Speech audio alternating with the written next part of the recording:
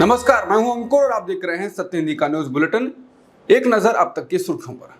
महुआ मोइत्रा से जुड़े कथित तौर पर सवाल के बदले पैसे लेने के मामले में अब बड़ा धमाका हुआ है। जिस दर्शन हीरानंदानी को मदद करने का आरोप महुआ मोइत्रा पर लगा है, अब उन्होंने ही महुआ के खिलाफ बड़ा बयान दे दिया है, यानी वो सरकारी गवाह बन गए हैं। हीरानंदानी समूह के सीईओ दर्शन हीरानंदानी ने शपथ पत्र देकर दावा किया है कि महुआ मोइत्रा ने उन्हें अपना संसद लॉगिन और पासवर्ड दे दिया था ताकि जरूरत पड़ने पर वो सीधे सवाल पोस्ट कर सकें।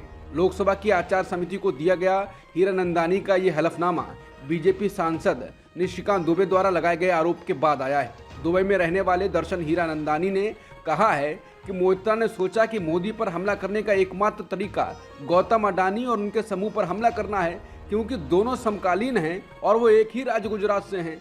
हीरानंदानी ने अपने हलफनामे में कहा, मोइत्रा ने कुछ सवालों का मसौदा तैयार किया जिसमें अडानी समूह को निशाना बनाकर सरकार को शर्मिंदा करने वाली बातें थीं। वो सवाल जो वो संसद में उठा सकती थी, उन्होंने सांसद के तौर पर अपनी ईमेल आईडी और मेरे साथ साझा की थी ताकि मैं उन्हें जानकारी भेज सकूं और वो संसद में सवाल उठा सकें। मैं उनके प्रस्ताव को मान गया था।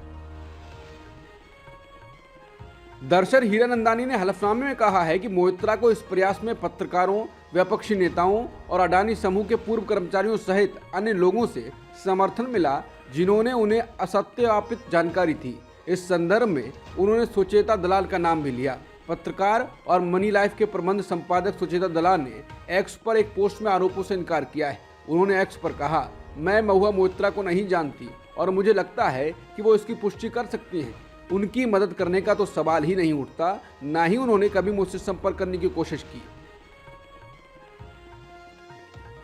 हलफनामे को महुआ मोइत्रा ने एक मजाक बता दिया है और कहा है कि इस पत्र का मसौदा पीएमओ द्वारा तैयार किया गया है और उन्हें इस पर हस्ताक्षर करने के लिए मजबूर किया गया। महुआ ने यह भी सवाल उठाया है कि अगर ऐसा है तो दर्शन हीरानंदानी ने प्रेस कॉन्फ्रेंस क्यों नहीं की या आधिकारिक तौर पर उसे ट्विटर पर जारी क्यों नहीं किया।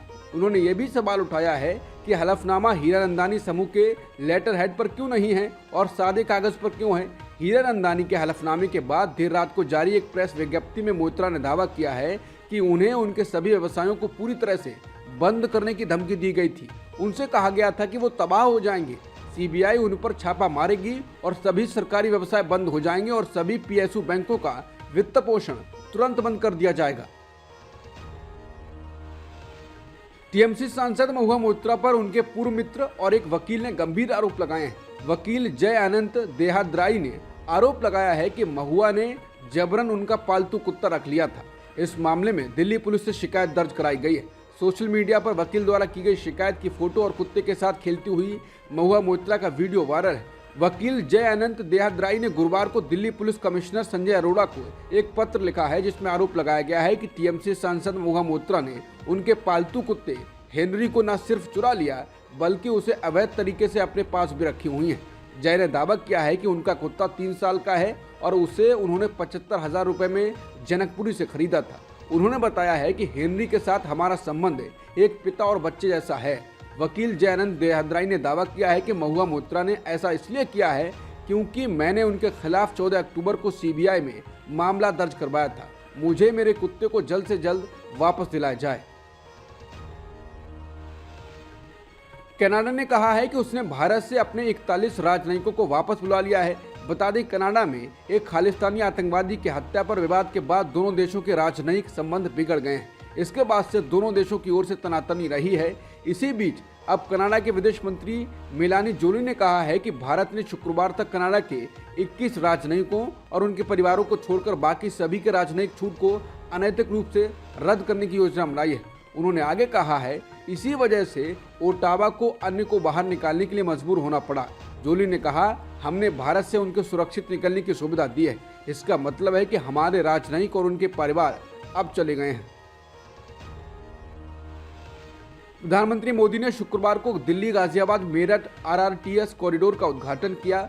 उन्होंने साहिबाबाद को दोहाई डिपो से जोड़ने वाली पहली रैपिडेक्स ट्रेन को भी हरी झंडी दिखाई, जिसका नाम नमो भारत रखा गया है। इस दौरान उनके साथ उत्तर प्रदेश के मुख्यमंत्री योगी आदित्यनाथ, राज्य की राज्यपाल आनंदीबेन पटेल और केंद्रीय मंत्री हरदीप सिंह पुरी भी मौजूद थे। शनिवार 21 अक्टूबर से ये आम लोगों के लिए शुरू हो जाएगा। पहले चरण में नमो भारत ट्रेन गाजियाबाद के साहिबाबाद से दोहाई डिपो के बीच चलेगी। पहले फेज में साहिबाबाद, गाजियाबाद, गुलधर, दोहाई और दोहाई डिपो स्टेशन शुरू किए गए हैं। इजरायल हमास संघर्ष के बीच ब्रिटिश प्रधानमंत्री ऋषि सुनक और इजरायली प्रधानमंत्री बेन्यामिन नेतन्याहू ने गुरुवार को तेल अवीव में एक संयुक्त प्रेस कॉन्फ्रेंस को संबोधित किया है। इसमें नेतन्याहू ने कहा है कि ये केवल हमारी लड़ाई नहीं है, बल्कि ये पूरी दुनिया की लड़ाई है। ये हमारा सबसे काला समय है, ये दुनिया का सबसे काला समय है। उन्होंने कहा कि हमें एक साथ खड़े होने और जीतने की जरूरत है। हमास नया नाजी और आईसिस है। वहीं ऋषि सुनक ने कहा है कि ब्रिटेन हमास के पीछे जाने के इजरायल के अधिकार का पूरी तरह से समर्थन करता है। पिछले दिनों गजा के एक अस्पताल पर हुए हमले के बाद कांग्रेस अध्यक्ष मल्लिकार्जुन खड़गे ने गुरुवार को एक बयान जारी कर इसकी निंदा की है। जारी बयान में कहा गया है कि गजा में अस्पताल और रिहायशी इलाकों पर हुई अंधाधुंध बमबारी में सैकड़ों निर्दोष पुरुषों, महिलाओं और बच्चों की जान चली गई। ये अनुचित और गंभीर मानवीय त्रासदी है। ऐसा हमला करने वाले अपराधियों को जवाबदेह ठहराया जाना चाहिए। इसके पहले 8 अक्टूबर 2023 को भारतीय राष्ट्रीय कांग्रेस ने इजरायल के लोगों पर हमास द्वारा किए गए क्रूर हमलों की भी निंदा की थी। हमास इजरायल युद्ध ने पूरी दुनिया को हिलाकर रख दिया है, इतना कि अमेरिकी राष्ट्रपति जो बाइडेन को इजरायल का दौरा करना पड़ गया और देश लौटने पर अपने देशवासियों को संबोधित करने की जरूरत महसूस हुई। बाइडेन ने अपने देशवासियों से इजरायल की मदद करने के लिए तो कहा ही है, इसके साथ ही उन्होंने हमास और पुतिन पर भी निशाना साधा। बाइडेन ने ओवल कार्यालय से राष्ट्र के नाम संबोधन में कहा कि हमास और रूस दोनों लोकतंत्र को खत्म करने पर तुले हैं। उन्होंने कहा कि हमास और रूसी राष्ट्रपति व्लादिमीर पुतिन अलग अलग खतरों का प्रतिनिधित्व करते हैं, लेकिन वो इसे साझा करते हैं। वो दोनों पड़ोसी लोकतंत्र को पूरी तरह से खत्म करना चाहते हैं। अमेरिकी राष्ट्रपति उन दोनों युद्धों को एक साथ जोड़ने की कोशिश कर रहे हैं, जिसके बीच एक महासागर की दूरी है, जहां एक तरफ रूसी जैसी बड़ी ताकत है तो दूसरी तरफ हमास जैसा छोटा सा संगठन। समझा जाता है कि अमेरिकी राष्ट्रपति द्वारा इन दो संघर्षों को एक साथ जोड़ने का मकसद ये दिखाना है कि हमास और पुतिन विश्व व्यवस्था को नया आकार देने में लगे हैं और इससे अमेरिकियों की रक्षा करना जरूरी है।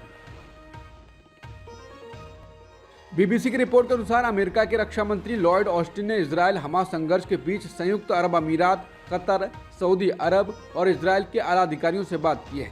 पेंटागन के एक प्रवक्ता जनरल पैट्रिक एस राइडर ने बताया, बातचीत के दौरान उन्होंने इजरायल को आतंकवादी हमले से अपनी रक्षा करने के अधिकार को दोहराया और फलस्तीनी और इजरायली नागरिकों की सुरक्षा पर भी बात हुई। अमेरिकी युद्धपोत की तैनाती के बारे में राइडर ने कहा, इजरायल और हमास के बीच संघर्ष चल रहा है और अमेरिका ये सुनिश्चित करना चाहता है कि इसका लाभ उठाकर कोई और समूह या सरकार हमले ना शुरू कर दे। अमेरिका का युद्धपोत USS Gerald R Ford career strike group अभी पूर्वी भूमध्य सागर में है। वहीं इसका साथ देने के लिए USS Dwight D Eisenhower carrier strike group Atlantic सागर पार कर रहा है। राइडर ने यह भी पुष्टि की है कि अमेरिकी वायुसेना भी इलाकों में अपनी मौजूदगी बढ़ा दी है। राइडर ने कहा कि इन युद्धपोतों के जरिए अमेरिका ये संदेश देना चाहता है कि ये संघर्ष आगे न फैले और क्षेत्र में स्थिरता बनी रहे।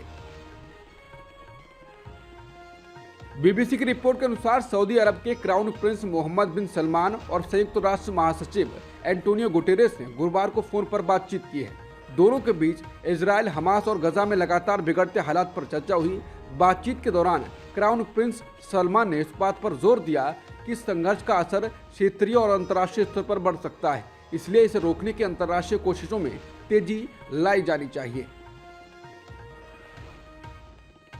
इराक में अमेरिकी सैनिकों को रखने वाले एक इराकी सैन्य अड्डे पर रॉकेट और ड्रोन से हमले हुए हैं। समाचार एजेंसी रॉयटर्स ने सुरक्षा सोर्सेज के हवाले से जानकारी दी है कि आइन अल असद एयरबेस के भीतर कई विस्फोट की आवाजें सुनी गई हैं और इराकी सेना ने तलाश अभियान शुरू कर दिया है। अभी इस हमले में किसी के घायल होने या मौत के बारे में स्पष्ट जानकारी नहीं मिली है। पेंटागन ने इससे पहले बताया था कि मंगलवार से इराक और सीरिया में अमेरिकी सुरक्षा बलों पर ड्रोन से कई हमले हुए हैं। हमास के हमले के बाद से इजराइल ने कब्जे वाले वेस्ट बैंक के कस्बों और शहरों पर छापेमारी तेज कर दी है। फिलिस्तीनी स्वास्थ्य मंत्रालय ने अभी कहा है कि गुरुवार को शुरू हुए नूर शम्स शरणार्थी शिविर पर इजरायली बलों के छापे और हवाई हमलों के बाद 5 बच्चों सहित कुल 13 लोग मारे गए।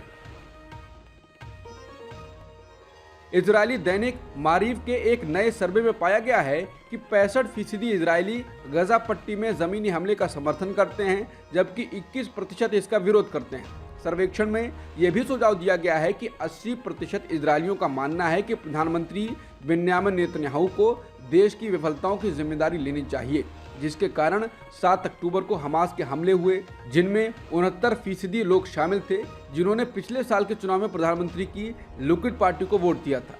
वहीं आम जनता में से केवल 8% लोग सोचते हैं कि नेतन्याहू जिम्मेदार नहीं हैं। अल जजीरा की रिपोर्ट के अनुसार बेन्यामिन नेतन्याहू के लिए ये बहुत अच्छी बात नहीं है, भले ही वो ये दिखाने की कोशिश कर रहे हैं कि वो विश्व नेताओं से मिलने वाले एक वैश्विक राजनेता हैं।